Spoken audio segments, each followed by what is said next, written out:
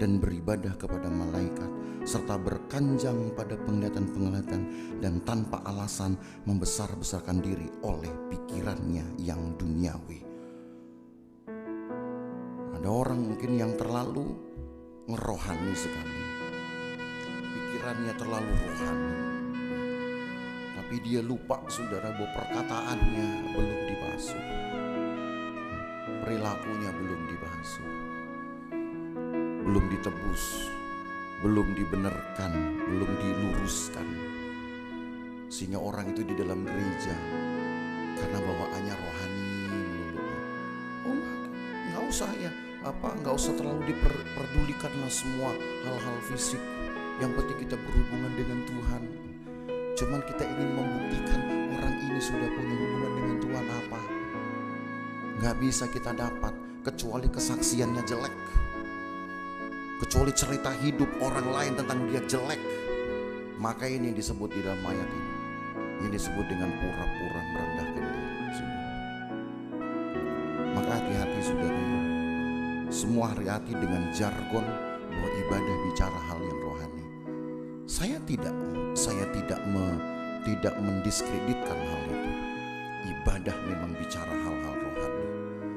Tetapi ibadah juga berbicara hal-hal yang fisik. Harus ada yang diperhatikan dari tubuh ini.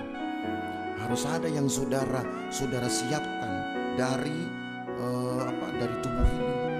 Sehingga jadi sebenarnya ini prinsip saudara. Berpakaianlah yang pantas supaya ketika saudara menjadi saksi, kan ukurnya itu. Kalau hal yang rohani yang hanya tahu Tuhan.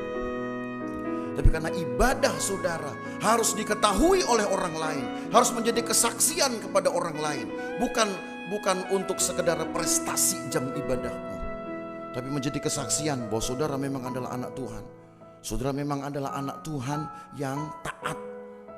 Karena ibadah harus menjadi kesaksian, maka saudara harus utamakan ini hal-hal fisik.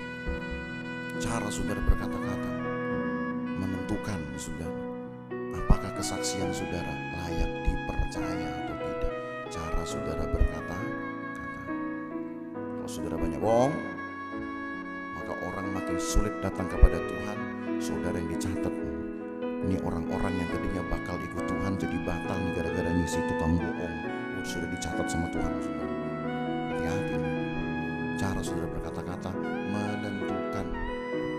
menentukan.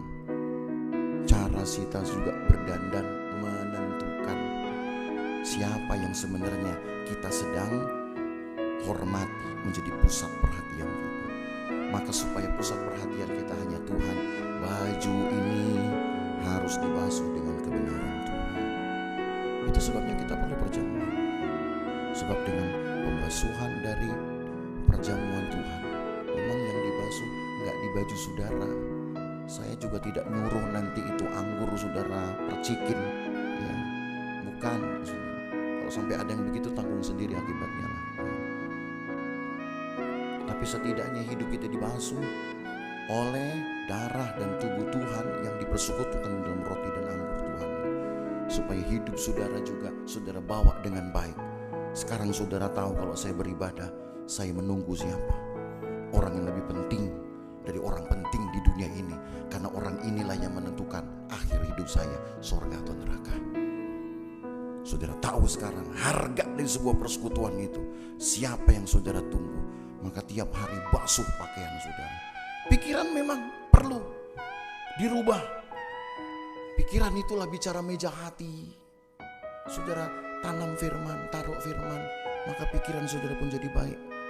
Dan pikiran baik harusnya mempengaruhi perkataan menjadi baik. Jadi itulah prinsip ibadah saudara. Jadi bawalah hidup saudara ini untuk selalu dibenarkan oleh Tuhan. Kalau memang engkau sudah punya meja hati untuk firman, biarkan firman Tuhan pelan-pelan akan membasuh jiwamu. Dan seharusnya tubuhmu ikut bersih, luarnya pun ikut bersih, kalau dalamnya juga bersih.